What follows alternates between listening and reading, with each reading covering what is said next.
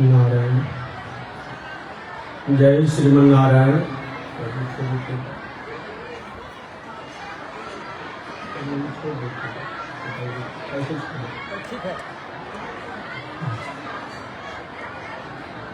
बोलिए श्री लक्ष्मी नारायण भगवान की।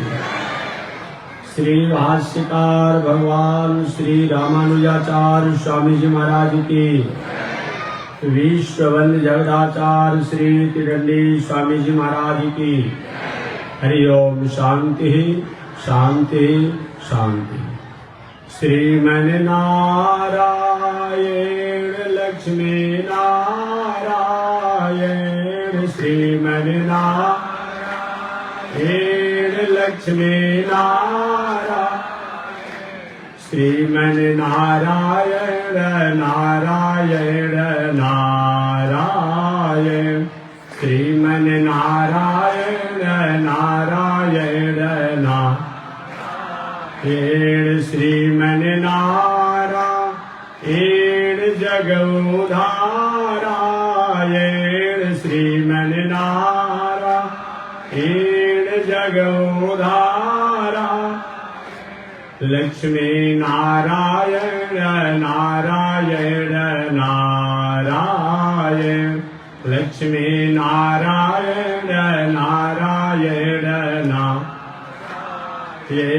प्रभु तेरी शरण प्रभु तेरी शरण प्रभु शरण प्रभु तेरी राम जी तेरी शरण श्याम जी तेरी शरण राम जी तेरी।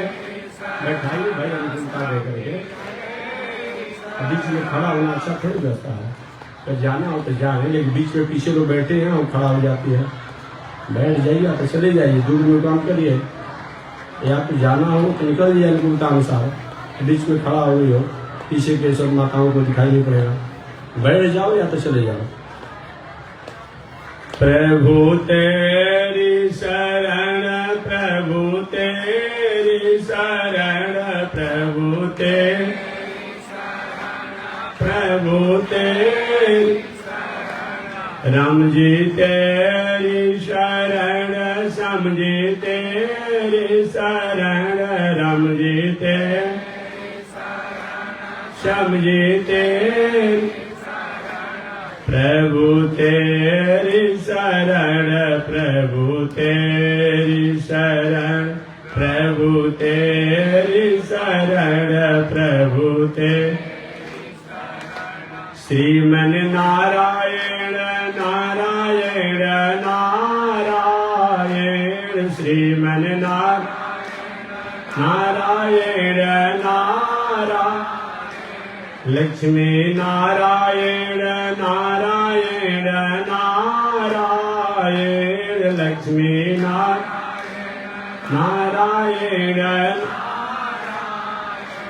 श्रीमन नारायण नारायण नारायण। श्रीमन नारायण नारायण नारायण। लक्ष्मी नारायण नारायण नारायण। लक्ष्मी नारायण नारायण नारायण। बोलिए श्री लक्ष्मी नारायण भगवान की। श्री भाष्यकार भगवान श्री रामानुजाचार्य स्वामी जी महाराज की। विश्ववंद्य जगदाचार्य श्री त्रिदंडी स्वामी जी महाराज की। पावन धाम की, पावन ठाव की, पावन स्थल की, पावन स्थल की। जय जय श्री सीताराम, जय जय श्री राधेश्याम, जय जय श्री श्रीमन नारायण, जय जय श्री भाष्यकार, जय जय श्री रामानुजाचार्य, जय जय श्री रामानुजाचार्य। हरि ओम। शांति शांति शांति। अनंताचार्य कृपया वेदांत द्वयपारगम रामकृष्णांग्रि सद्भक्त विश्वक्सेन मुनिं भजे कासायम यज्ञ सूत्रम शुचिवपुषि तथा छोर्ध्वपुण्ड्रं च वाले यस्यास्ते दक्षहस्ते कलिकुमति गिरीन्द्रेन्द्र वज्रं त्रिदण्डं संसाराग्नि प्रशान्त्यै मृतजलममलं दारुपात्रं पवित्रं श्रीविश्वक्सेन सूरे पदकमलयुगं श्रेयसे संश्रयामि लक्ष्मीनाथु समारम्भां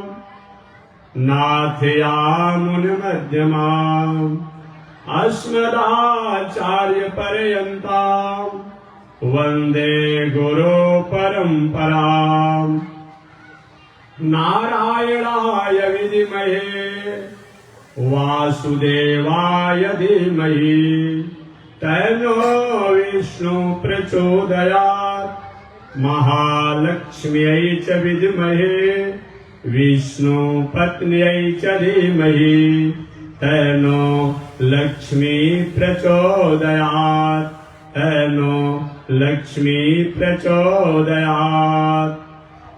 परमाराध्य श्री लक्ष्मी नारायण भगवान नित्य वंदनीय पूज्य गुरुदेव श्री त्रिदंडी स्वामी जी महाराज के जुगल चरणों में कोटिशा नमन।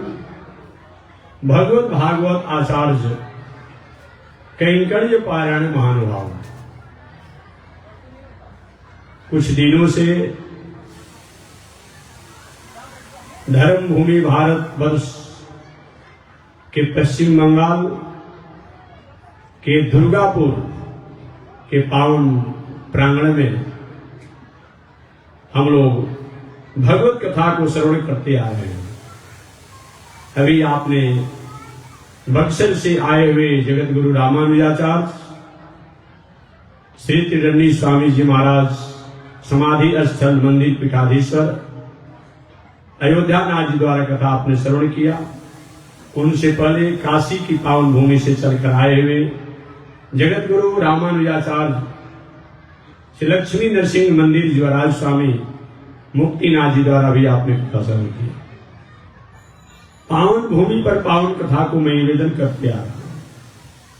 पावन कथा प्रसंग अंतर्गत प्रथम दिन मैंने निवेदन किया था मानव जीवन में कथा की उपयोगिता, मानव जीवन में धर्म की उपयोगिता। आज इसी कथा और धर्म शब्दों की व्याख्या करके कार्यक्रम और कथा का उपसंहार भी करना है। मानव जीवन में कथा की क्या आवश्यकता है, क्यों सुनी जाए। अगर हम कथा को मानव जीवन से त्याग देते हैं, धर्म को मानव जीवन से त्याग देते हैं, तो हमारे और पशु में बहुत अंतर नहीं रह जाता है। धर्म ही एक है जो मनुष्य की पहचान कराता है। कथा ही एक ऐसी है जो मानवता की पहचान कराती है। धर्म को और कथा को मानव जीवन से अलग कर दिया जाए तो हमारे और पशु में तुलना नहीं बल्कि बराबर हो जाते हैं। जब जब भी जिन जिन लोगों ने धर्म और कथा का त्याग किया, उनके जीवन में साधन तो रहे, संसाधन भी रहे, सुविधाएं भी रही, जीवन में समन्वय और शांति नहीं रहा।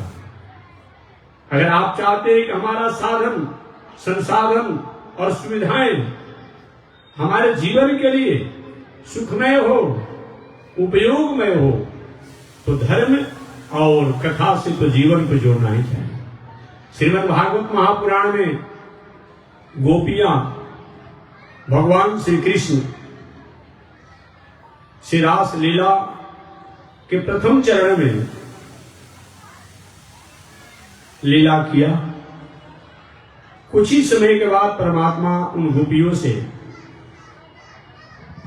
जुदा हो गए, अलग हो गए। भगवान श्री कृष्ण को अलग होते ही गोपियां रोने लगी फूट फूट करके और रोते रोते कहा, गोविंद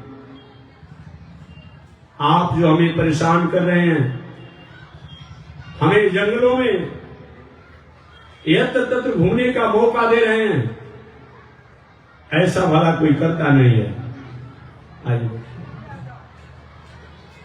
ऐसा कोई करता नहीं है, ये आपकी खासियत नहीं है,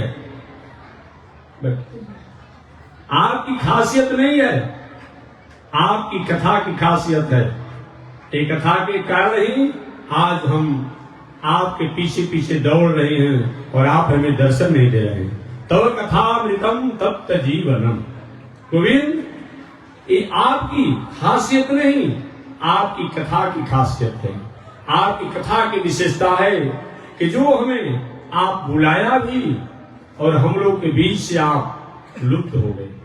एक कथा कहते किसे हैं? व्याकरण से, ग्रामर से। अगर हम कथा शब्दों को परिभाषित करना चाहें तो कथा में 2 अक्षर है, क अथा। क का अर्थ होता है शांति, क का अर्थ होता है आनंद, क का अर्थ होता है विद्या, क का अर्थ होता है सत्य, क का अर्थ होता है परमात्मा, क का अर्थ होता है दुनिया में जो भी अच्छे विचार हैं, कर्म हैं, सब क का अर्थ होता है स्थापयति लाति ददाति इति कथा। जिन प्रसंगों को सुनने से हमारे जीवन में जो खामियां हो, त्रुटियां हो, वो त्याग हो और अच्छी वृत्तियां जो हो हमारे जीवन में स्थापित हो, उसी का नाम क्या है? कथा है। अगर वेद के अनुसार, वेद तो आप लोग जानते होंगे जो वैदिक परंपरा को मानने वाले हैं, ये वेद हमारा नहीं, जब से सृष्टि है तब से वेद है। एक दिन पहले भी मैंने बताया था कि वेद आज का नहीं है, 50,000 करोड़ वर्ष पहले का है। इतना पुराना किसी का इतिहास नहीं है, इतना पुराना किसी का दर्शन नहीं है, इतना पुराना किसी का शास्त्र नहीं है। कल या परसों मैंने बताया था कभी कि दुनिया में जो भी दर्शन है सबका एक साल समत है। ईसा साहब को कितने दिन आया हुआ?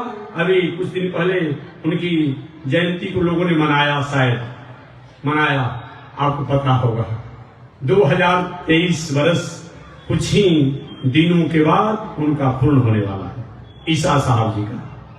जहां तक मोहम्मद साहब जी की बात किया जाए, मोहम्मद साहब को 1500 वर्ष 1400 कुछ हो रहा है, तो 1500 वर्ष के भीतर के हमारे मोहम्मद साहब जी हैं, ये सब जानते हैं। चाहे गुरु गोविंद जी के नाम लिया जाए, गुरु नानक जी का नाम लिया जाए। अब कुछ देर पहले हमारे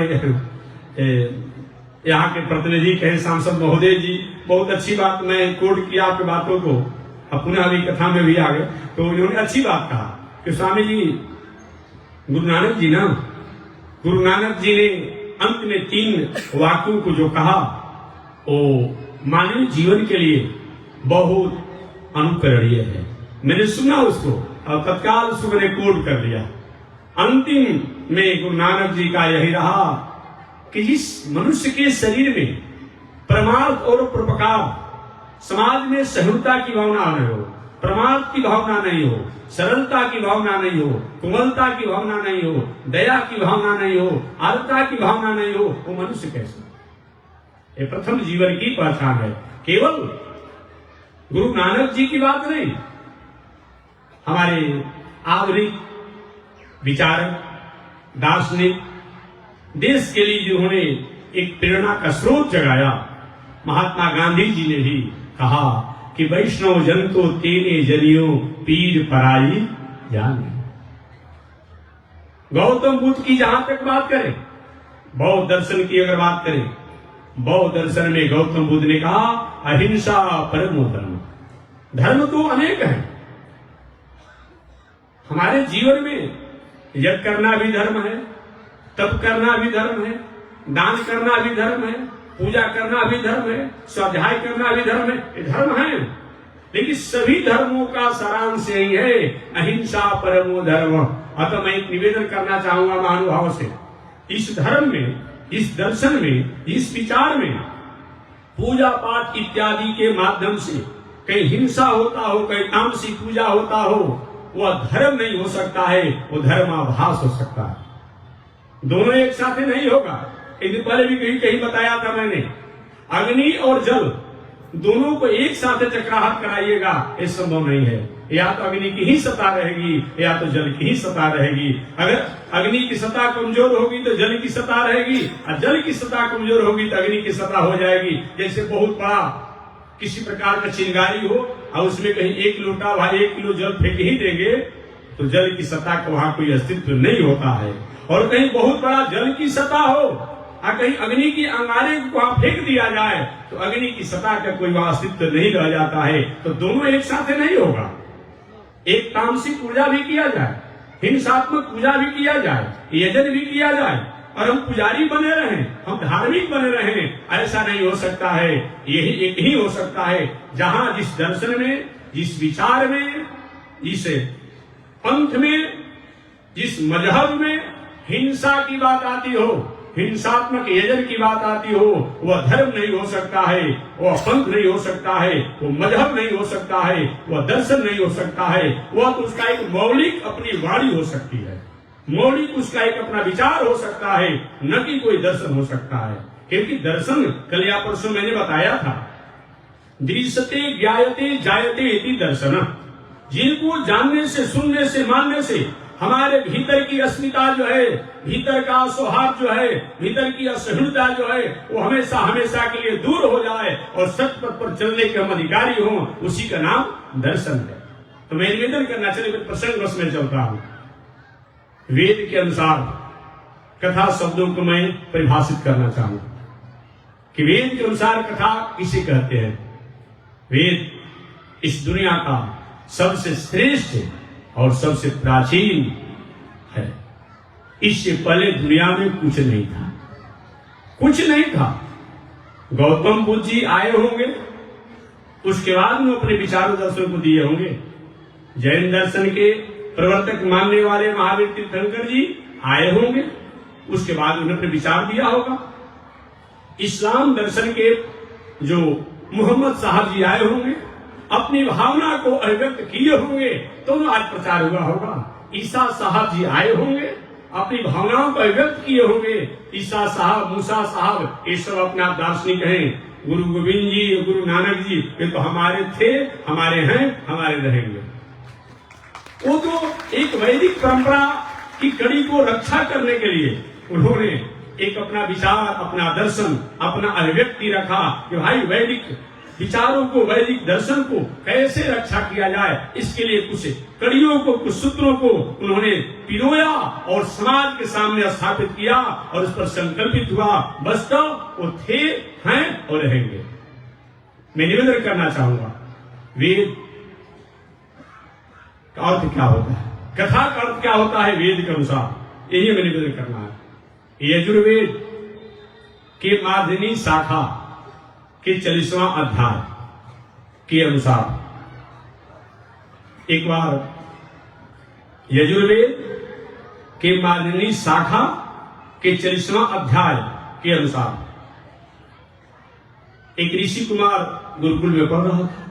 कुशाग्र बुद्धि का था, नटखट स्वभाव का था। गुरु जी पढ़ा रहे थे, खम ब्रह्म, ख का अर्थ ब्रह्म होता है। गुरु जी ने पढ़ाया, कहां है? यजुर्वेद के माध्यमी शाखा के 40वें अध्याय में। खम ब्रह्म, ख का अर्थ ब्रह्म होता है। कुशाग्र बुद्धि का विद्यार्थी था, छोटा तो था। क्या गुरु जी आपने क का अर्थ ही नहीं बताया और ख का अर्थ बता दिया। क का अर्थ क्या होता है? तो गुरुदेव ने कहा, जदेव खम तदेव कम। ख का अर्थ अगर यजुर्वेद के माननीय शाखा के 40वें अध्याय के अनुसार ब्रह्म होता है, ईश्वर होता है, परमात्मा होता है, तो क का अर्थ भी ब्रह्म होता है, ईश्वर होता है, परमात्मा होता है। तो याद रखिए, कथा का मतलब क्या होता है? जिन शब्दों को सुनने से ईश्वर, परमात्मा, ब्रह्म की हमें याद आने लगे, उनके प्रति हमारा दिल दिमाग मन बुद्धि की स्थापना हो जाए, या जिनको सुन करके जान करके मान करके उन ब्रह्म जी के द्वारा पूरे दुनिया बनती है, फलती है, फूलती है और अंत में जाकर उनमें लय हो जाती है, उनका प्रमोद प्राप्त हो, उसी का नाम क्या है? कथा है। इसलिए मैं हमेशा निवेदन करता हूँ, कोई भी ऐसा नहीं कह सकता है कि मैं कहीं ईश्वर से अलग हूँ, कोई नहीं कह सकता है। क्यों? अगर आप ठीक है राम नाम नहीं लेते हैं, नारायण का नाम नहीं लेते हैं, कृष्ण का नाम नहीं लेते हैं, लेकिन अपने मित्र से आप कहते हैं अरे भाई तुमने खाना खाया, तो आपने ख तो कहा ना, खाना खाया, ख शब्द तो आपने कहा, तो खाना और खाया दोनों में ख शब्द है, तो आपने भगवान का नाम तो ले ही लिया, कहाँ लग जाएंगे?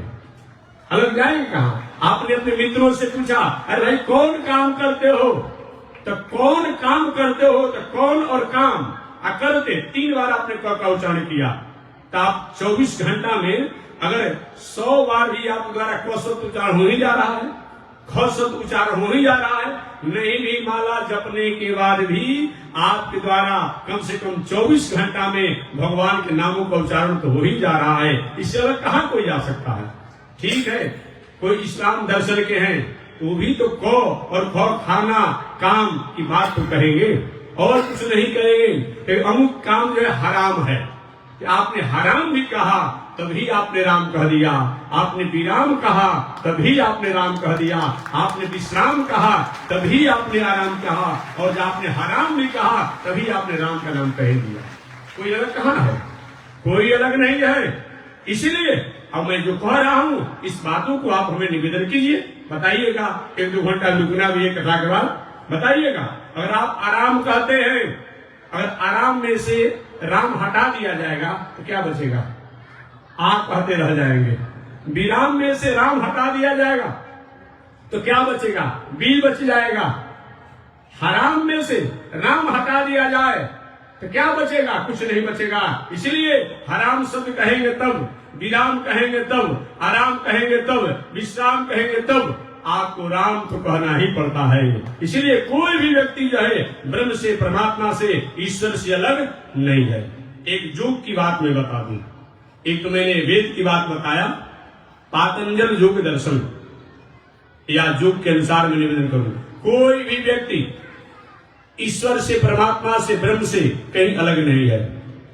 कोई भी व्यक्ति जानते थे ऋषि लोग कि आने वाले समय में लोग धर्मनिरपेक्षता की बात करेंगे, धर्मनिरपेक्ष की बात करेंगे। धर्मनिरपेक्ष का मतलब क्या होता है? धर्मनिरपेक्ष होता क्या है?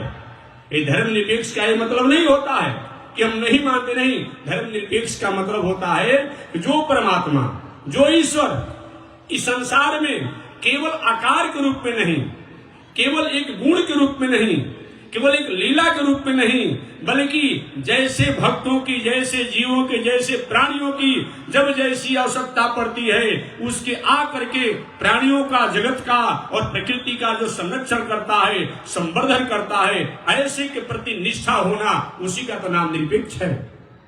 उसी का नाम निरपेक्ष है। निरपेक्ष का मतलब नहीं कि कुछ नहीं मानते हैं या कुछ नहीं होता है, ऐसा नहीं होता है।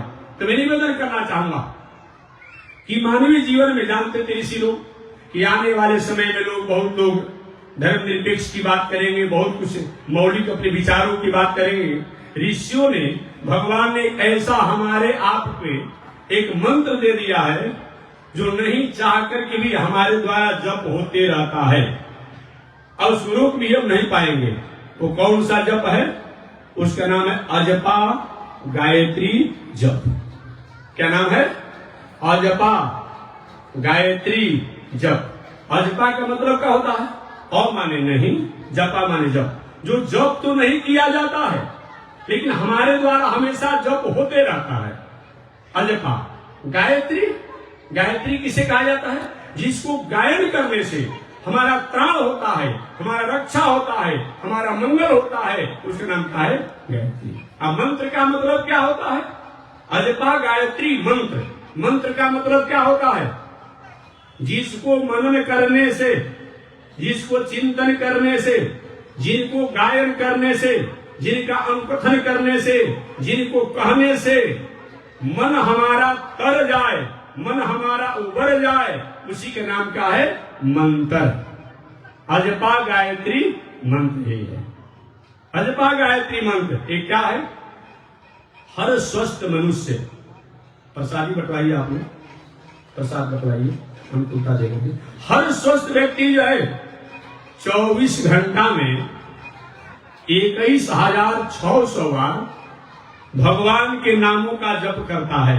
याद रखिएगा, हर स्वस्थ व्यक्ति। और वहां किसी मजहब की बात नहीं है, किसी धर्म की बात नहीं है, किसी पंथ की बात नहीं है, किसी देश की बात नहीं है।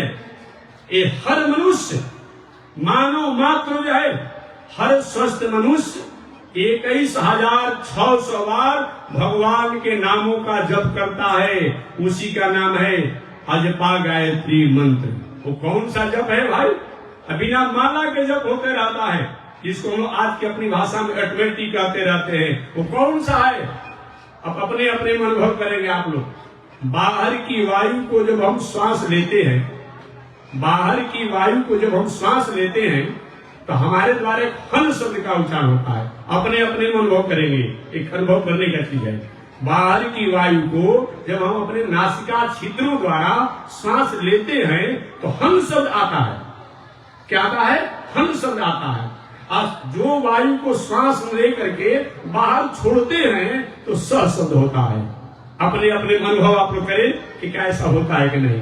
श्वास लेते समय हन शब्द और श्वास छोड़ते समय सह शब्द। आप दोनों को श्वास लेने और छोड़ने, इन दोनों के अंतराल में हमारे द्वारा हंसह हंसह हंसह हंसह, ये भगवान के अनेक अवतार है। उन अनेक अवतारों में भगवान का एक हंसावतार है। इस हंसावतार में परमात्मा ने क्षीर और नील बताया गया है कि दूध और जल को जैसे हंस अलग कर देता है, उसी प्रकार असत को अलग करके और सत द्वारा प्राणियों का कल्याण किए, जगत का कल्याण किए। ये भगवान का हंसावतार है। ये हंसावतार भगवान का जप हर स्वस्थ मनुष्य है 24 घंटा में 21,600 बार जप करता है। याद रखिएगा, कोई अस्वस्थ व्यक्ति है कुछ कम करता है। ये किसी को हार्ट का रोग है, फेफड़े का रोग है, किडनी लीवर का रोग है तो कम करता है। कोई भी ऐसा व्यक्ति नहीं है जो कि इस मंत्र का जप नहीं करता है। ये अनुभव करने की बात है, किसी बात को दुराग्रह नहीं, अनुभव करने की बात है। तो हमारे आपके द्वारा हंस हंस हंस हंस इस मंत्र का जप होते रहता है। आप प्रश्न करेंगे महात्मा जी, जब हमारे द्वारा 21,600 बार रोज मंत्र जप होता है, इसका पुण्य क्यों नहीं मिलता है, सुकृत क्यों नहीं मिलता है? इसलिए नहीं मिलता है कि जब तक इसका हम संकल्प नहीं करते हैं तब तक इस जप के सुकृत के अधिकारी हम नहीं होते हैं। सरकार का अच्छी स्कीम, रोड, गली, नली, बिजली, सब की स्कीम आपके पास आया हो, लेकिन जब तक आप फार्म नहीं भरेंगे क्या सरकार की सुविधा को प्राप्त होगी? नहीं होगी। ठीक वही बात है, आपके गांवों से, आपके गलियों से कर्मचारी गुजर रहा है, भाई ये स्कीम आया है, सुविधाएं आई है, केवल आपको फार्म भरना है, इसका कुछ देना नहीं है, चार्ज नहीं है। लेकिन जब तक से आप फार्म नहीं भरेंगे तब तक से आपको वो सुविधा नहीं मिलेगी। ठीक वही बात है, हमारे भीतर ही एक अजपा गायत्री का जप होते रहता है, लेकिन जब तक हम संकल्प नहीं करते हैं तब तक इसके सुकृत और इसके आनंद के अनुभव करने के अधिकारी नहीं होते हैं। आपके मन में अगला प्रश्न होगा, तो महात्मा ये संकल्प कैसे किया जाता है? इसको करने के लिए बहुत कुछ आवश्यकता नहीं है कि सुबह सुबह ठंडा का समय है, महाराज जी ठंडा लग रहा है, कैसे स्नान करें? ठीक है, समय से अनुकूलता दे करके ठंडा गर्म पानी से स्नान करिए, लेकिन इसमें बताया गया है कि कैसे इसको संकल्प करना चाहिए। इस संकल्प करने से पहले सबसे पहले 2-4 एक कुछ दिनचर्याएं होती है जो हमें करना चाहिए। वो कौन सी दिनचर्याएं होती है? हर मनुष्य को कम से कम ब्रह्म मुहूर्त या ब्रह्म वेला में जग जाना चाहिए।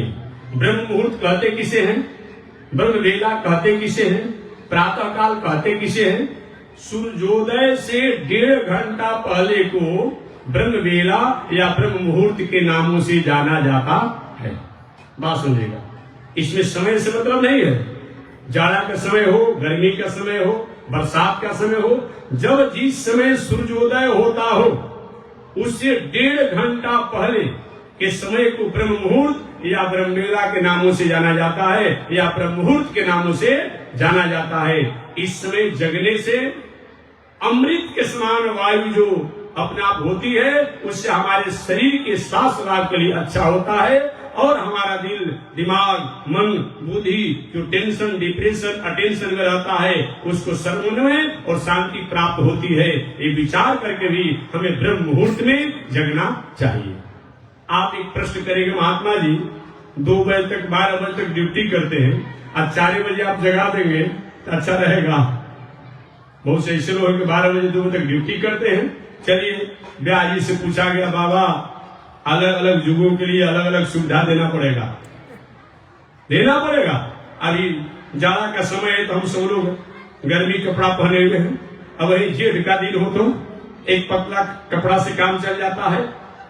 तो देश काल पात्र के अनुसार धर्म होना चाहिए, ये नहीं कि सब एक के बराबर होना चाहिए। एक कुछ लोग नहीं समझ पाते हैं, ठंडा के समय में अलग, गर्म के समय में अलग, बरसात के समय अलग होता है। उसी प्रकार से एक काल बताया गया है, सतयुग में एक अलग था धर्म, वो धर्म आज अगर पालन किया जाए तो एक व्यक्ति जो है धर्मात्मा रह नहीं जाएगा। सतयुग के अगर सभी कड़ियों को, नियमों को पालन किया जाए, आज व्यक्ति को दिल लिखाता है। मनु जी महाराज ने लिख दिया कि सतयुग में वाक्य लिखा कि केवल जो है वैश्य को ही खेती करना चाहिए। अब बताइए, वैश्य लोग इसी तरह से सुकुमार होते हैं, सुकुमल होते हैं, है? अब वे लोग केवल खेती करेंगे तो कहां से अन्न मिलेगा, कहां से मिलेगा? लेकिन वही हमारे कलयुग में अलग अलग युगों में अलग अलग ऋषियों के वाक्य प्रमाण माने गए हैं। ये आज से 200 वर्ष पहले किसी और शासक द्वारा जो आर्टिकल कानून था वो मान रहे, अभी और हो रहा है, बाद में और होगा। ठीक उसी प्रकार से कृते मनु स्मृति, सतयुग में मनु जी महाराज द्वारा जो स्मृति जो है उस पर चलने के लिए हमारे आचार्यों ने आदेश दिया। कृते मनु स्मृति, त्रेता गौतम स्मृति, और त्रेता युग में गौतम ऋषि का, द्वापरे शंख लिखित, और द्वापर युग में शंख और लिखित ऋषि का, कलौ पराशर स्मृति, और कलयुग में पराशर ऋषि ने जो मानव जीवन को जीने के लिए आदेश दिया वही सर्वमान्य है। पराशर ऋषि के बारे में आप जानते होंगे, ये कौन है? ये व्यास जी महाराज के पिताजी है पराशर जी, याद रखिएगा। ये व्यास जी महाराज के पिताजी है पराशर जी। तो पराशर जी ने क्या कि नहीं, सभी लोगों को खेती करना चाहिए, व्यापार करना चाहिए, नौकरी करना चाहिए। अगर मनु जी की बात करें, मनु जी की अगर बात करेगा आपने, तो मनु जी ने तो कहा क्षत्रिय को शासन करना चाहिए, ब्राह्मण को पूजा पाठ करना चाहिए, वैश्य को खेती करना चाहिए, और शेष लोग जो है ये अपने आप और सेवा काज करें। अब बताइए, ये पूजा पाठ करेंगे ब्राह्मण लोग, इससे काम चलेगा? अब क्षत्रिय शासन कहां से करेंगे? अरे भाई, डेमोक्रेसी हो गया तो डेमोक्रेसी में शासन कहां से करेंगे? ये तो प्रजातंत्र है ना, राजतंत्र में शासन की बात होती है, वो बात चलेगा? अभी डेमोक्रेसी है तो डेमोक्रेसी में तो भाई प्रजा द्वारा जिसको स्थापित करती है उसको चार में सेवा करने का मौका मिलता है। कैसे मान्य होगा? पराशर जी ने कहा नहीं, हर वर्ण को, हर आश्रम को, हर जात को, मानव मात्र को खेती, व्यापार, नौकरी, अध्ययन, अध्यापन करना चाहिए। ये हमारे पराशर ऋषि का वाक्य है। इसीलिए कलौ पराशर स्मृति, पराशर जी ने यह वाक्य कहा। तो मैं निवेदन करना चाह रहा हूं, पूछा गया व्यास जी से कि बाबा, आप द्वापर युग के समापन, कलयुग प्रारंभ होने वाला था, आपका इस संसार में आना हुआ, अगर लोगों को अपना खेती व्यापार करने में समय इतने लग जाता है कि रात्रि भर अर्धरात्रि तक जगे रहते हैं, उस धर्म में संशोधन कर दीजिए। जानते थे व्यास जी कि कलयुग में धर्म में भी आरक्षण मांगा जाएगा? जानते थे व्यास जी कि कलयुग में धर्म में भी आरक्षण मांगा जाएगा? तो मांगने की कोई नौबत ना आवे, कोई स्ट्राइक मत करे, कोई हंगामा मत करे। व्यास जी ने पहले ही धर्म में आरक्षण दे दिया, धर्म में आरक्षण दे दिया। क्या चीज? यत् फलम नास्ति तपसा न योगेन समाधिना। क्या चीज? यत् फलम नास्ति तपसा न योगेन समाधिना। जिस फल को, यत् फलम नास्ति तपसा, जिस फल को सतयुग त्रेता द्वापर युग में बहुत तपस्या करके शरीर सूख जाता था, हड्डियां बच जाती थी, भोजन छूट जाते थे, जल छूट जाता था, वस्त्र छूट जाता था, जिस तपस्या को प्राप्त किया जाता था, यत् फलम नास्ति तपसा न योगेन समाधिनाम, योग द्वारा जिस फल को प्राप्त होता था, यम, नियम, आसन, प्राणायाम, प्रत्याहार, धारणा, ध्यान, समाधि। आज होगा हजारों में कोई समाधि और प्राणायाम करेगा। ये तो थोड़ा सा पेट पचकाने फुलाने वाला योगा चल रहा है कुछ स्वास्थ्य लाभ के लिए, बाकी वो मतलब नहीं है। लेकिन योग का मतलब क्या होता है? चित्त वृत्ति निरोधा योगा।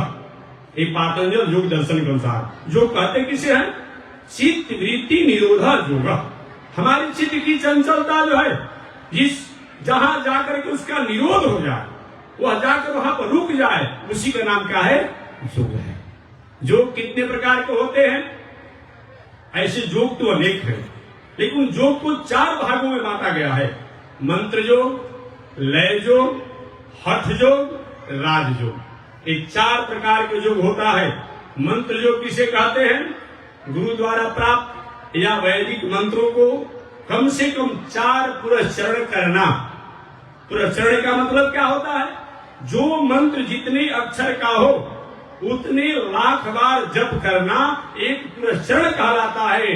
ऐसे कम से कम कलयुग में 4 पुरस्चरण होना चाहिए। ये मंत्र योग है। लय योग क्या है? खाते पीते उठते बैठते सोते बोलते चलते हमेशा जो है उन परमात्मा का ध्यान और चिंतन बने रहना, इसका नाम क्या है? लय योग है। मंत्र योग, लय योग और हठ योग। हठ योग का मतलब क्या होता है? हमारे नासिका के 2 छिद्र हैं, एक का नाम है इंगला, एक का नाम है पिंगला। अब दोनों नासिका के छिद्र जहां जाकर के मिलती है ऊपर, उसी का नाम है सुखुमना। इंगला, पिंगला और सुखुमना, इन तीनों सांस आने का, छोड़ने का, जाने की जो प्रक्रिया होती है, उन क्रियाओं को रोक करके और परमात्मा को हठ पूर्वक चिंतन करना, ध्यान करना, ध्यान करना, इसका नाम क्या है? इसका नाम हठ योग है। आज की भाषा में हठ योग नहीं कहता है। एक खड़ेश्वरी बाबा है, एक मौनी बाबा है, ठीक है, मैं किसी का विरोध नहीं करता हूँ, लेकिन केवल ये हठ योग नहीं है। खड़ेश्वरी बाबा तो बने हुए हैं 24 घंटा में 24 चिलम गंजा पी रहे हैं। अरे खड़ेश्वरी बने हुए गंजा नहीं छूट रहा है। ये मौनी बाबा है, भांग खा रहे हो? नहीं, ये नहीं मतलब होता है। कम से कम अपने जीवन के दिनचर्या को, शेड्यूल को सुधारो। ये जो का मतलब होता है, हमारे जीवन में किसी प्रकार का दोष जो हो, जिन योग को करने से पहले, योग करते समय हमेशा के लिए त्याग हो जाए, उसका नाम योग है। इसका नाम है हठ योग। और एक का नाम है राज योग। राज योग का मतलब क्या होता है? यम, नियम, आसन, प्राणायाम, प्रत्याहार, धारणा, ध्यान और समाधि। ये 8 को राज योग कहते हैं। इसमें सबसे प्रथम क्या है? यम। यम का मतलब क्या होता है? अहिंसा, सत्य, अस्तेय, ब्रह्मचर्य, अपरिग्रह, यमः। ये प्रथम राज योग का प्रथम है। यम का मतलब अहिंसा, मन वाणी शरीर से किसी के प्राण वियोगानुकूल व्यापार नहीं करना, इसका नाम क्या है? अहिंसा। अहिंसा, सत्य, सत्यमय जीवन होना चाहिए। सत्यम ब्रूयात्, सत्य बोलना चाहिए। न ब्रूयात् सत्य प्रियम, ऐसा सत्य मत बोलिए जिस सत्य से राष्ट्र का, समाज का, प्राणियों का अहित हो जाए। ये धर्म सनातन, यही सनातन धर्म है। सच बोलिए, लेकिन जिस सच बोलने से राष्ट्र समाज में आपसी विद्वेष हो जाए, राष्ट्र समाज उथल पुथल हो जाए, राष्ट्र समाज का ह्रास हो जाए, ऐसे सत्य का मतलब नहीं है। सत्यम ब्रूयात्, सत्य बोलना चाहिए। न ब्रूयात् सत्य प्रियम, ऐसा सत्य मत बोलिए जो अप्रिय हो। एस धर्म सनातन। जैसे यही पर सब लोग बैठे हैं, कोई कहे हम सत्यवादी आदमी हैं, हम झूठ बोलते नहीं है। ठीक है, सत्य बोलिए, ऐसा सत्य मत बोलिए कि कलह मच जाए। अब सत्यवादी के नाम पर कोई यही प्रसव हो, इसी में कोई व्यक्ति प्रकृति द्वारा, परमात्मा द्वारा कहीं अंधा हो, कहीं काना हो, कहीं लंगड़ा हो, अब वो कहता है कि ए काना भाई आओ कथा में बैठो। यहाँ कथा होगी कि लक्षण शुरू हो जाएगा, चलो पंडाल से बाहर तुमको ठीक कर देंगे। इसलिए सत्य तो होना चाहिए, लेकिन ऐसा सत्य न होना चाहिए जो अप्रिय हो। इस धर्म सनातन, काश इसी बातों को द्रौपदी ने नहीं समझा और द्रौपदी के द्वारा यह वाणी आ गया होगा कि अंधा का लड़का नाई होता है। परिणाम क्या हुआ ये सब जानते हैं। अगर द्रौपदी वहां नहीं बोली होती तो शायद महाभारत संग्राम होने की स्थिति नहीं आता। लेकिन द्रौपदी द्वारा जो कटु वचनों का प्रयोग किया गया, इसका परिणाम क्या हुआ? दुर्योधन ने ठान लिया मुझे भरी सभा में बेइज्जत किया गया है, लेकिन आएगा मौका मैं भी बेइज्जत करूंगा। इसलिए ऐसी वाणी बोलिए मन का आपा खोए और को शीतल करे, आप हूं शीतल होए। ये बताया गया है, ये सत्य का मतलब होता है। इसलिए सत्यम ब्रियात न ब्रियात सत प्रियम, ऐसा सत्य मत बोलिए जो राष्ट्र का, समाज का कहीं अहित हो जाए। इस धर्म सनातन यही क्या है, ये योग का दूसरा है। यम का क्या होता? अहिंसा, सत्य, अस्तेय, अनीति, अन्याय, अधर्म से कभी भी जीवन जीने की कोशिश मत कीजिए। अनीति के वृक्ष पर पाप के फल के सुख का स्वाद बहुत दिनों तक अच्छा नहीं होगा। कुछ दिनों तक अनीति, अन्याय, अधर्म से आप चहल पहल हरा भरा बने रहेंगे, लेकिन एक न एक दिन वो अनीति द्वारा आपने जो स्वीकार किया है उसका रिवेट और रिटर्निंग जो होगा अच्छा नहीं होगा। ये विचार करते हुए ये योग है। ये योग माने केवल सांस छोड़ना और सांस लेना, इतना ही योग नहीं होता है। राजयोग में आता है यम, यम में अहिंसा, सत्य, अस्तेय, ब्रह्मचर्य। चौथा ये राजयोग का जो प्रथम जो यम है, इसकी व्याख्या है ब्रह्मचर्य। ब्रह्मचर्य का मतलब क्या होता है? ब्रह्म माने परमात्मा, जो परमात्मा के प्रति अपने आप लय हो वह ब्रह्मचर्य है। ब्रह्म माने वेद, वेद को जो स्वीकार करने वाला हो। ब्रह्म माने सदाचार, सदाचार को जो स्वीकार करने वाला हो। और ब्रह्म ने दुनिया में जो भी अच्छे कर्म हैं उसको अपने जीवन के आचरण में लेने वाले को भी ब्रह्मचर्य कहा जाता है। इसके अलावा एक नारी ब्रह्मचारी, वैदिक मर्यादा अनुसार वैवाहिक जीवन जीते हुए दुनिया में जो भी नारियां हैं, जो भी माताएं हैं, उनके प्रति आदर की भावना होना, इसका भी नाम ब्रह्मचारी है। आज हम लोग पहले कहते थे तो लोग कमेंट करता था, हास्य करता था। आज सरकार द्वारा आर्टिकल बनाना पड़ रहा है, आज सरकार द्वारा कानून बनाना पड़ रहा है कि तुम्हारा जिसके साथ विवाह हुआ है उस विवाह के अलावा कहीं अगर अपने आप तुम मार्गों से भटकते हो तो तुम्हारे पर यह आरोप होगा, आजीवन कारावास होगा, ऐसी सजा होगी। आज हो रहा है कि नहीं हो रहा है? यही बात हम लोग कहते थे तो लोग कहते संत महात्माओं की अपनी ये वाचिक, ये अपने आप में मौलिक अधिकार होता है। आज क्या हो रहा है? हम वही बात तो कहते चले आ रहे थे। यही तो हमारा योग में लिखा हुआ है, यही तो हमारी संस्कृति में लिखा हुआ है, यही तो हमारे संस्कार में लिखा हुआ है। तो ब्रह्मचर्य का मतलब एक नारी ब्रह्मचारी अपनी पत्नी की मर्यादा में रहते हुए दुनिया में जो भी माताएं हैं, स्त्रियां हैं, अगर कहीं छोटी अवस्था में आपसे हो, अगर आपसे छोटी अवस्था में हो उसको बेटी जैसा माने, अगर आपके बराबर जो आयु की हो उसको बहन जैसा माने, और आपसे बड़ी उम्र में हो तो उनको माता जैसा माने। यही मानव जीवन की पहचान है, यही मानव जीवन की संस्कृति है, ये होना चाहिए। यही क्या, इसी का नाम ब्रह्मचर्य है। दूसरा ब्रह्मचर्य का मतलब विवाह करके अपनी पत्नी की मर्यादा में रहना भी ब्रह्मचर्य है। दुनिया में सभी नारियों के प्रति आदर की भावना होना भी ब्रह्मचर्य है।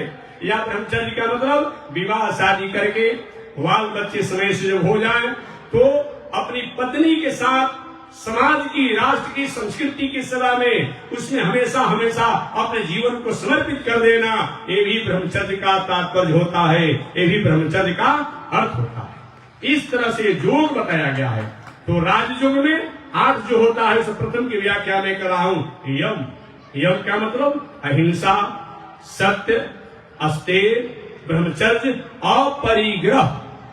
अपरिग्रह का मतलब अ माने नहीं, अग्रह माने ग्रहण करने जो नहीं स्वीकार करने जो चीज हो उसको मत स्वीकार कीजिए। अन्यथा कहीं आप अनीति अन्याय द्वारा कहीं स्वीकार कर लेते हैं, आपको कुछ नहीं होगा, लेकिन आपके परिवार पर इसका प्रभाव रहेगा। उदाहरण के रूप में मैं निवेदन कर दूं भागवत का। आपने पांडव का नाम सुना होगा, अर्जुन का नाम सुना होगा, युधिष्ठिर जी का नाम सुना होगा, भीम जी का नाम सुना होगा। भीम और जरासंध का घोर संग्राम हुआ। भीम और जरासंध का जब घोर संग्राम हुआ था, भीम दादा ने जरासंध को पलायन कर दिया, समाप्त कर दिया। और समाप्त करने के बाद विजय के रूप में भीम जी ने जरासंध के मुकुट को, स्वर्ण मुकुट जो था वो ले लिया। जरासंध के पुत्र का नाम भी सहदेव था। सहदेव ने कहा मेरे पिता का मुकुट है, मेरे पिता की तो मृत्यु हो गई महाराज, लेकिन मेरे पिता के मुकुट को आप दे दिया जाए। भीम दादा के नहीं, मैं विजय के रूप में ले जाऊंगा।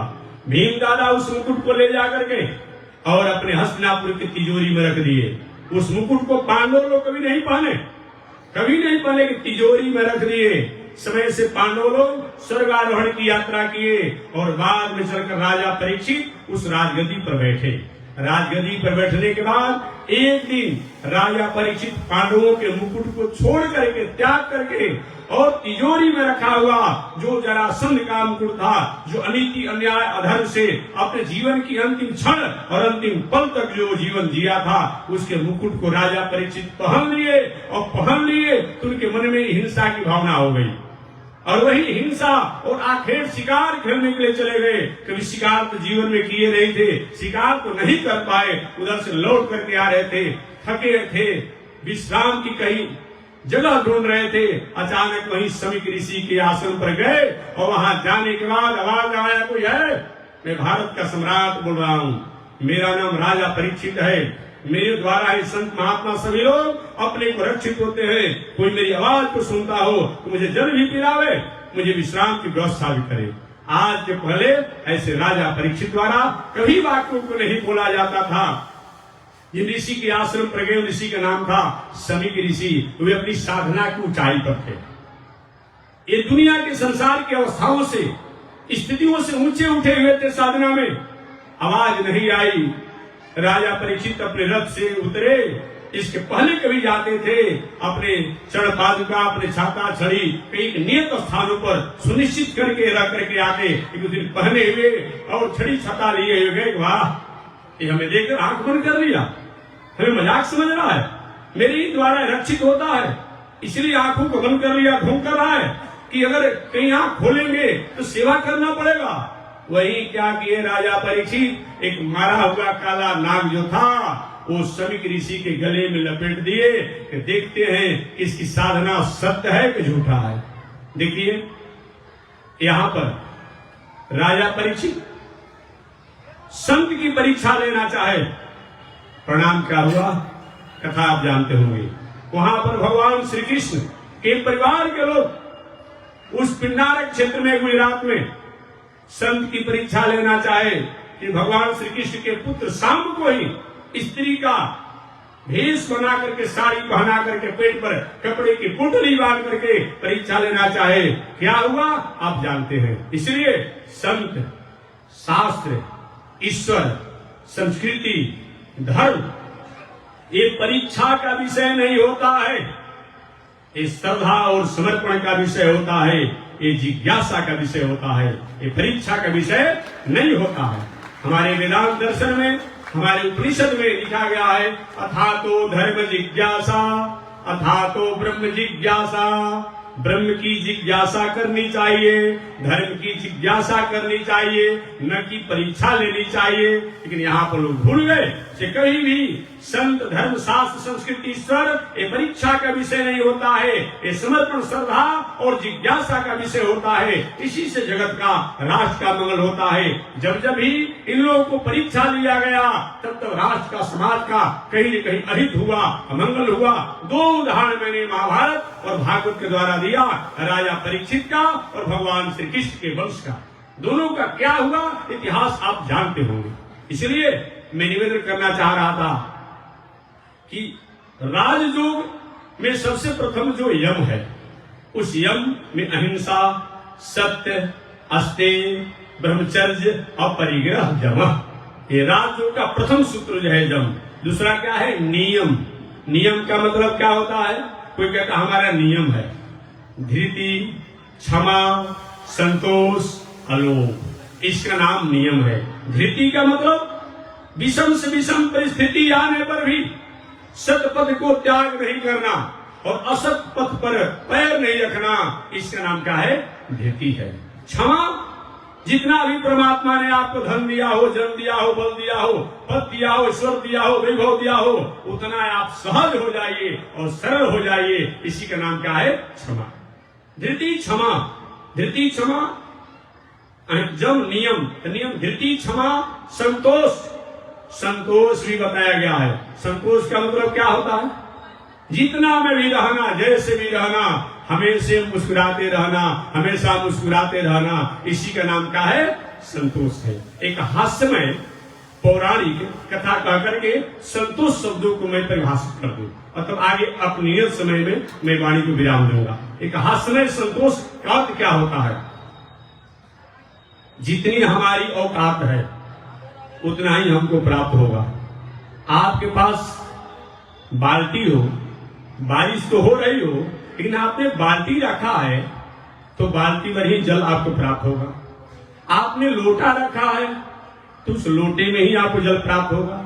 आपने कोई गिलास रखा है उतने भरी जल आपको मिलेगा। आपने कहीं कप रखा है, प्याला रखा है, उतना भी जल मिलेगा। कहीं किसी ने ड्राम रखा है तो ड्राम भर मिलेगा। और कहीं बहुत बड़ा सरोवर हो तो सरोवर में विशाल जल होगा। क्यों परेशान होना? दूसरे की ऐश्वर्य, दूसरे की वैभव, दूसरे की कीर्ति दे करके क्यों अपने आप ईर्ष्या करना, क्यों द्वेष करना? हमारा जो है हमारे पास रहेगा, हमारा जो है हमारे पास रहेगा। ये विचार करके हमेशा संतोष में जीवन जीना चाहिए। एक राजा थे, बहुत बड़े यशस्वी राजा थे। उन राजा के मंत्री जो थे और बहुत बड़े ईमानदार और सत्यवादी थे। भगवान के प्रति निष्ठा उनकी रहती थी। हर बातों में वो कह देते कि भगवान जो करते हैं सो ठीक करते हैं। स्वभाव होता है किसी किसी का, और मंत्री साहब का ही स्वभाव बन गया था। हर बातों में काम करते, भला होता, बुरा होता, हानि होता, लाभ होता, जय होता, पराजय होता, वो सब ठीक है, लेकिन भगवान जो करते हैं सो ठीक करते हैं। बात तो ठीक ही है, परमात्मा जो भी करते हैं वो ठीक करते हैं, ये बात ठीक है।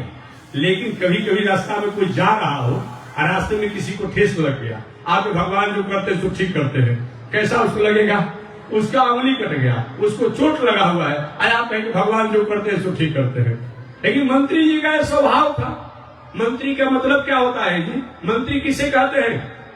जिसकी मंत्रणा से, जिसके संदेश से प्रजा का हित हो, उसी का नाम मंत्री है। राजा का मंगल हो, उसी का नाम मंत्री है। राजा साहब, मंत्री जी, संतरी जी और सेवक लोग एक दिन राज के निरीक्षण में जा रहे थे। जाते जाते कुछ ही आगे बढ़े होंगे, अचानक राजा साहब का अंगुली जो है वो रथ के कहीं लगा अपने आप में, और उसमें उनको अंगुली कट गया।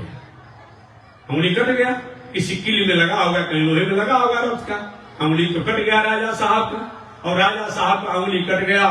मंत्री जी ने सेवा किया, बहुत सेवा किया, और सेवा करने के बाद स्वभाव जो था, संतोष धर्म को मानने वाले थे, उन्होंने कहा भगवान ने जो किया सो ठीक किया। और भला खबर राजा कैसा हुआ हो और कोई कहेगा तो ऐसा ठीक रहेगा? राजा साहब इस मंत्री का दिमाग बिगड़ गया है क्या? हमारा उंगली कट गया, ये कहता है कि भगवान जो किए सो ठीक किए।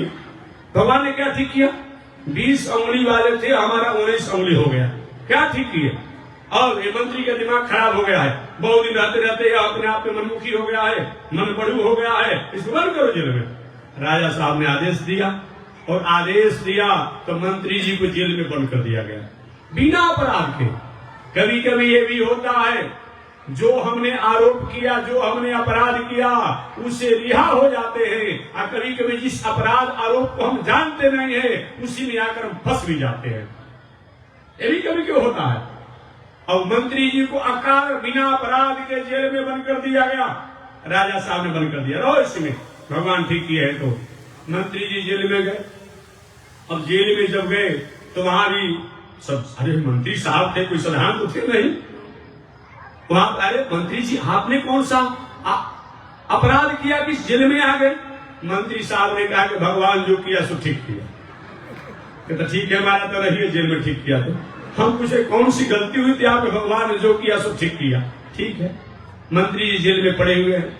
इधर राजा साहब दूसरे मंत्री, दूसरे संतरी, दूसरे कर्मचारी को लेकर के राजकाज की व्यवस्था करने लगे। संयोग से एक दिन राजा साहब अपने दूसरे मंत्री, दूसरे कर्मचारी को लेकर के रथ पर चढ़ करके बहुत घोर और घनघोर जंगल में चले गए। जाते जाते ऐसे जगहों पर चले गए जहाँ की रथ जाने की कोई गति नहीं हो। एक पतला संकीर्ण रास्ता था जंगल में, और उसी से गए, और जाते जाते सब लोग भूल गए। मंत्री जी अलग चले गए, राजा साहब अलग चले गए, संतरी जी अलग चले गए, सेवक अलग। ऐसा कभी होता है, ऐसा घनघोर जंगल होता है, भूल जाते हैं लोग। सब लोग उसमें भूल गए, भटक गए। भीतर जब गए, कुछ दस्यु थे, अपराधी थे, उन्होंने राजा साहब को अकेले पाया, सुंदर शरीर था, पकड़ बस बस हम लोग ऐसे ही नर्क को चाहते ही थे। और वहां राजा साहब रह गए हैं। जो अपराधियों की आप अंकुश में आ जाए, कब्जे में आ जाएंगे, और वो राजा मानता है। उनको पकड़ करके अपराधी ले गए और ले जाकर अपने चोरों का सरदार था। साहब, आप बहुत दिनों से अपने पुत्र की मनौती में, पुत्र होने की मनौती में कहा था कि अगर मेरा पुत्र हो जाएगा तो नर पशु का मैं अपने आप बलि करूंगा। ये सुंदर नर मिल गया, इसको बलि दीजिए, आपकी भद्रकाली प्रसन्न हो जाएगी। भला भद्रकाली बलि मांगती है जी? ये बताइए, आप जिसको जगदम्बा कहते हैं, जिसको जगत जननी कहते हैं, तो मैं निवेदन करना चाहूंगा महानुभावों से कि अपने ही माता, अपने ही बेटा को कि अपने सामने उसकी हत्या चाहेगी? ये कैसा धर्म है जी? ये काहे का धर्म है जी? ये किस प्रकार का धर्म है जी? इस धर्म से क्या होने वाला है? कुछ होने वाला नहीं है। मैं निवेदन करना चाहूंगा, हम संसार में, हम जो पढ़े लिखे मनुष्य हैं, ये माता पिता के पढ़े लिखे पुत्र हैं। एक पशु पंछी जो है, एक गूंगे मूर्ख और अज्ञानी पुत्र है। माता पिता को जो पुत्र नहीं पढ़ा लिखा होता है, गूंगा होता है, मूर्ख होता है, उस पर जितना स्नेह होता है उतना पढ़े लिखे पर स्नेह कम होता है। कि माता पिता जानते हैं कि पढ़ा लिखा बेटा तो अपना काम चला लेगा। देखेंगे घर में एक पागल लड़का हो, दिमाग का हल्का हो, एक लड़का डॉक्टर हो, इंजीनियर हो, साल में 1-2 बार माता पिता पढ़े लिखे लड़के से फोन से बात, बेटा ठीक हो? हाँ माता जी ठीक है, पिताजी ठीक है। 1-2 बार समाचार होता होगा। लेकिन पागल लड़का के प्रति रात दिन माता पिता सोते रहते, तब जगते रहते, तब खाते तो कहाँ चला गया, कि बाहर में चला जाएगा, कहीं एक्सीडेंट मत हो जाए, कोई भूलवा मत दे, हमेशा उस पर ध्यान बना रहता है। तो जो भी ये प्राणी है, ये पशु है, चाहे सुअर हो, मुर्गा हो, बकरा हो, जो हिंसा आप करते हैं, ये सब क्या है? ये परमात्मा के, जगत जननी जगदम्बा के, ये क्या है? ये गूंगे और ये नहीं पढ़े लिखे पुत्र है, इनके प्रति और उनका स्नेह है। और हम लोग पढ़े लिखे हैं, हमारे प्रति उनका स्नेह है। लेकिन ये जगदम्बा कभी नहीं कहेगी कि हमारे सामने ही हमारे बेटा को अपकार दीजिए। ये कौन सा धर्म है जी? और ऐसा करते हैं, एक कभी ऐसा धर्म नहीं हो सकता है। एक व्यक्ति ने हमसे कहा कि महात्मा जी, एक किताब में तो लिखा हुआ है, हमने किताब में लिखा जो होगा तो उस काल के अनुसार लिखा होगा, उस परिस्थिति के अनुसार लिखा होगा। ये नहीं जैसे रास्ते में कोई जा रहा है, अचानक किसने कहा हमारा अमुक काम हो जाएगा तो हम इस पेड़ में चिरकुट लप देंगे, तो ठीक है, संयोग से उसका काम हो गया। अब उसने माना कि हमने इस पेड़ में चिरकुट लपेटने का जो मनौती किया था, माना था, इसीलिए हमारा काम हो गया। अब जो जा रहा है अब उसमें चिरकुट लपेट रहा है, कपड़ा लपेट रहा है, एक कहता चिरकुटवा बाबा है, एक ढिलावा बाबा है। भला यही होता है? यदि किंचित कभी किसी किताबों में, कई ग्रंथों में ऐसी कोई बात होती भी है, वो काल के लिए हो सकता है, वो परिस्थिति के लिए हो सकता है, वो हमेशा के लिए वो धर्म नहीं हो सकता है। एक उदाहरण देकर तो मैं आगे बढ़ जाऊंगा। हॉस्पिटल में किसी का तबीयत खराब है, डॉक्टर साहब कह रहे भाई बेड से इधर हिल डुल नहीं करेंगे, इन्फेक्शन हो सकता है, मेरी जिम्मेदारी नहीं रहेगी। एक ही बेड पर पड़े हुए डॉक्टर साहब, मुख से भोजन जा रहा है पाइप से, लोग शंका वही कर रहे हैं, पैखाना वही कर रहे हैं, तीनों एक साथ हो रहा है। अब वही व्यक्ति कहीं स्वस्थ हो जाए, आरोग्य हो जाए, निरोग हो जाए, और घर पर जब आए पत्नी कह रहे चलिए प्रसाद पाने के लिए, नहीं प्रसाद नहीं पाएंगे यहाँ पर, चलो शौचालय में भोजन में चलो। ये कोई मतलब होता है? पति अरे हमारा शौचालय में भोजन थोड़े किया जाता है, क्योंकि नहीं, हॉस्पिटल में तो शौचालय, लोग शंका, भोजन तीनों एक साथ करते थे। कहीं वहां तो तबीयत खराब था इसीलिए काम करते थे, अब ऐसा काम नहीं चलेगा। यही बात है। यदि किंचित कहीं किस किताबों में, कई ग्रंथों में कोई ऐसी तामसी बात आती है, कोई राजसी बात आती है, वो अकाल और परिस्थिति वो व्यक्ति के अनुसार होता है। अब उसको आप एक परंपरा बना देते हैं, एक प्रकार की बुद्धि की बलिहारी है। और मैं क्या कह सकता हूँ? कोई भी धर्म में कहीं हिंसा की बात आती है, तामसी वृत्ति की बात आती है, वो धर्म नहीं हो सकता है, वो हिंसा नहीं हो सकता है। धर्म का मतलब होता है अहिंसा, धर्म धर्म। ये मैं निवेदन करना चाहता हूँ। तो देश काल पात्र के अनुसार कोई बात हो तो उस पर समझना चाहिए, विचार करना चाहिए, हमेशा उसको एक रूढ़िवादिता में नहीं लेना चाहिए। चलिए मैं आगे बढ़ रहा हूँ। मंत्री जी तो जेल में है ही, राजा साहब को चोर के जो उनके कर्मचारी थे पकड़ कर ले गए। महाराज ये सबसे बड़ा नर पशु है, इसको बलि देने से आपकी भद्रकाली प्रसन्न हो जाएगी। ठीक है, राजा साहब को चोर का जो सरदार था क्या कि आज तो भद्रकाली हमारे को बहुत प्रसन्न होगी, बहुत दिन से मेरा पुत्र हुआ था, मैं नर बलि चाहता था। और राजा साहब को स्नान कराया गया। जैसे कभी कभी देखते होंगे इस बकरा को, मुर्गा को, कबूतर को, सुअर को बलि देना होता है, लोग नहवाता है, माला लगाता है, तिलक लगाता है, खिलाता है, अंत में क्या करता है? खसना काट देता है। ये कौन सा धर्म है जी? एक काहे का धर्म है जी? इस धर्म से क्या होगा? यही जगत जननी कहती है, कभी जगत जननी ऐसा नहीं कहेगी। और क्या हुआ? राजा साहब को सब स्नान करा के, कपड़ा पहना करके, तिलक करके, माला लगा करके, और जेल ही उनके सामने बाजा बजा रहे थे। अपने आप में बाजा बजाने वाले बजा रहे थे। राजा जो चोरों का सरदार था उसने क्या किया? जेल ही तलवार लेकर के राजा साहब को गर्दन को मारना चाहा नर बलि के रूप में। उसी समय आवाज आया, कहा हुआ, खबरदार, ऐसा बलि हमें नहीं चाहिए। क्यों? यह तो खंडित बलि है। क्या है? खंडित बलि है। अब राजा ने जो, अरे इसका तो एक उंगली कटा हुआ है। राजा साहब की जान बच गया, बच गया राजा साहब का जान। और वहां से उनको रिहा कर दिया गया, जाओ खंडित हो तुम।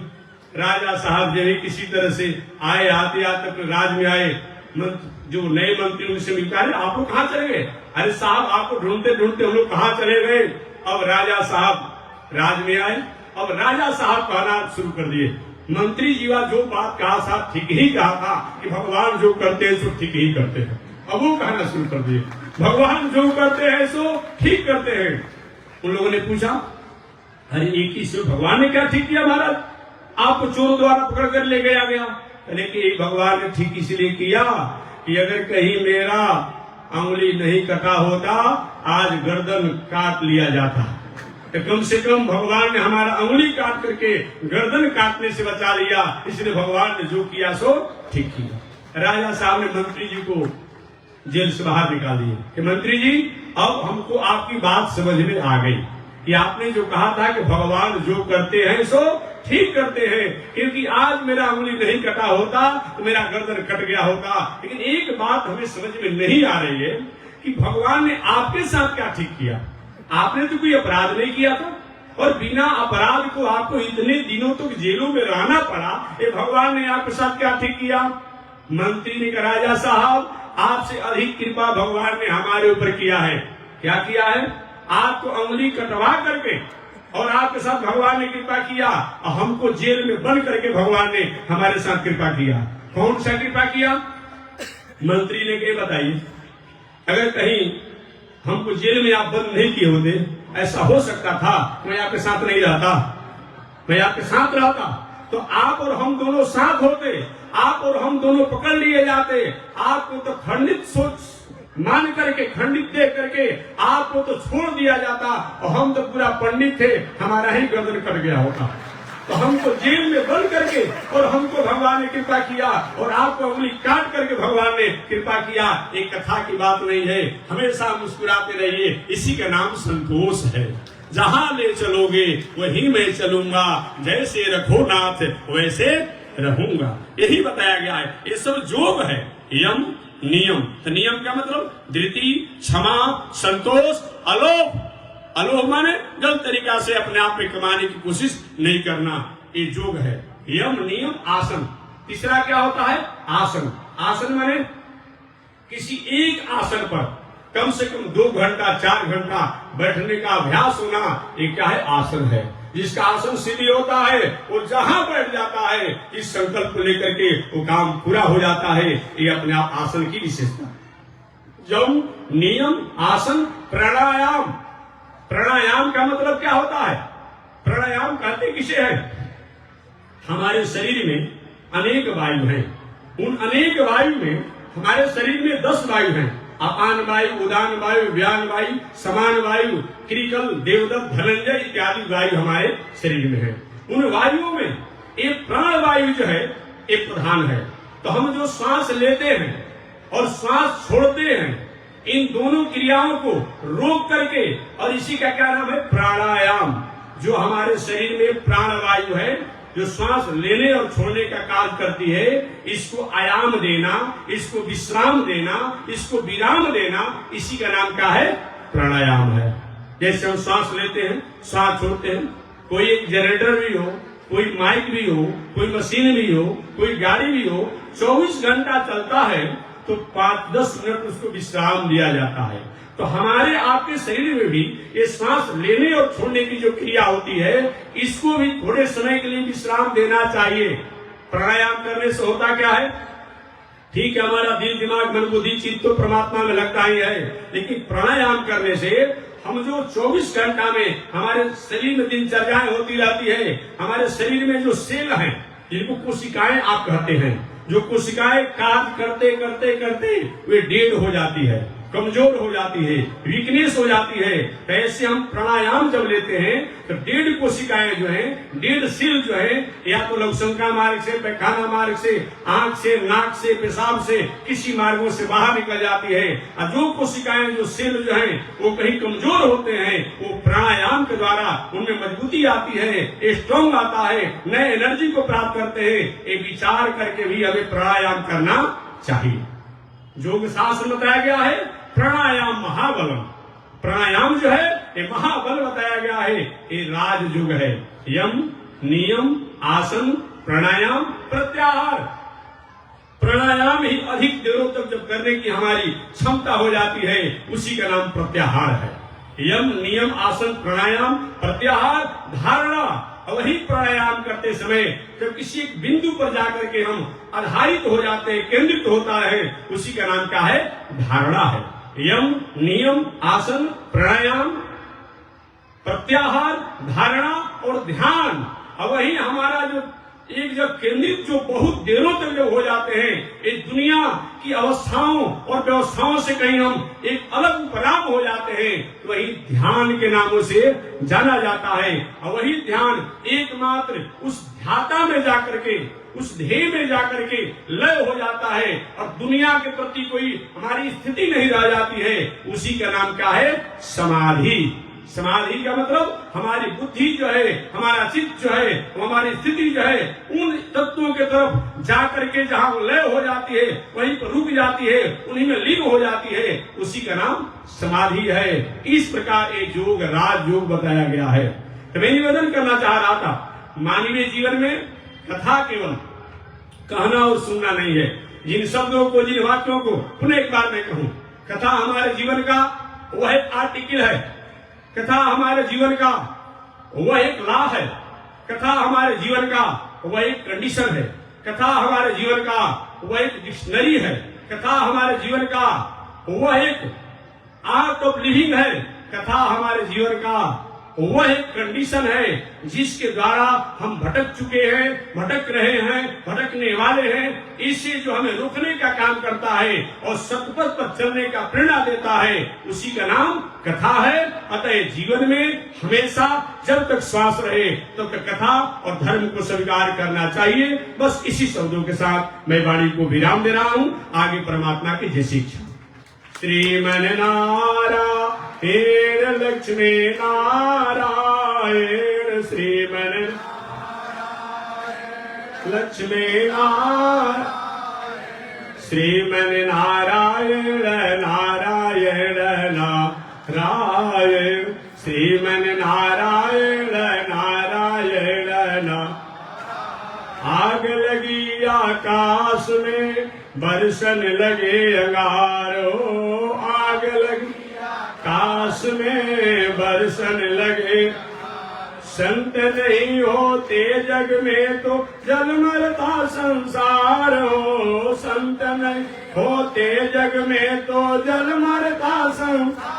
श्रीमन नारायण नारायण नारायण, श्रीमन नारायण नारायण नारायण,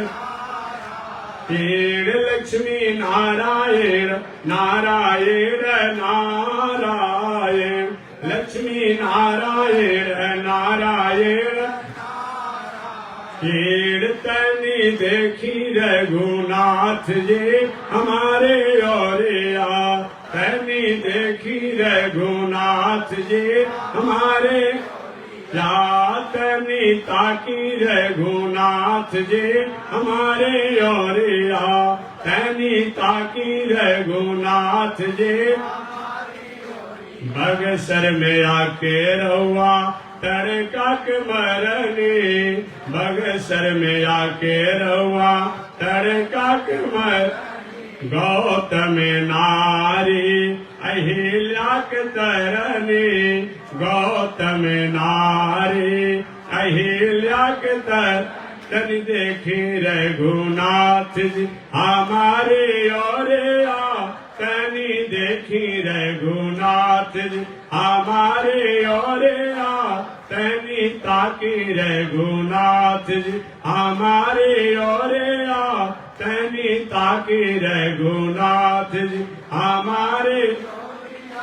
श्रीमन नारायण नारायण नारायण, श्रीमन नारायण नारायण नारायण, लक्ष्मी नारायण नारायण नारायण, लक्ष्मी नारायण नारायण नारायण। बोलिए लक्ष्मी नारायण भगवान की, लक्ष्मी वैकुंठनाथ भगवान की, लक्ष्मी वेंकटेश भगवान की, भास्कर भगवान श्री रामानुजाचार्य स्वामी महाराज की, श्री प्रतिवाद वेंकटाचार्य स्वामी महाराज की, अनंताचार्य गादी स्वामी महाराज की, परमाचार्य रामकृष्णाचार्य स्वामी महाराज की, विश्ववंद जगदाचार्य श्रीमद विश्वक्सेनाचार्य अस्मदाचार्य पूज्य गुरुदेव श्री त्रिदंडे स्वामी जी महाराज के, श्री त्रिदंडे स्वामी जी महाराज के, वामनाश्रम सिद्धाश्रम चरित्रवन बक्सर बिहार भारत धाम के, जगत जननी जगदम्बा श्री महालक्ष्मी माता के पावन धाम के, पावन धाम के, पावन स्थल के, पावन महामहोत्सव के, पावन महामहोत्सव के। जय जय श्री सीताराम, जय जय श्री राधे श्याम, जय जय श्री श्रीमन नारायण, जय जय श्री भास्कर, जय जय श्री रामानुजाचार्य, जय जय श्री त्रिदंडी स्वामी जी महाराज, जय जय श्री त्रिदंडी स्वामी जी महाराज। हरि ओम। शांति शांति शांति।